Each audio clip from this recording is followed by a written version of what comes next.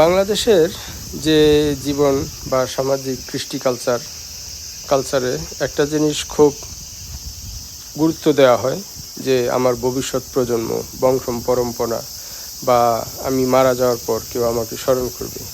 বিদেশের ক্ষেত্রে বিশেষ করে জাপান বা ওয়েস্টার্ন কান্ট্রিতে এই জিনিসটা আসলে একেবারেই নাই। কারণ এখানে 18 বছরের পরে সন্তান ছেলে মেয়ে যদি থাকে কারো, তারা তাদের মতো করে চলে যায়। তারা মারা যাওয়ার পরে তাদের ডেড বডির ফর্মালিটিস যেটা আছে এটা সরকারিভাবে করা হয়, হয়তো পুড়িয়ে ফেলে বা যাই হোক। এরপরে আসলে তাকে স্মরণ করার মতো আর কেউ থাকে না। বাংলাদেশে যেমন কবরের পাশে গিয়ে একটু দাঁড়ায়, দোয়া করে বা কিছু চাওয়া পাওয়া থাকে, চোখের জল ফেলে, এখানে আসলে এই জিনিসটা নাই। ফলে এটা যে আসলে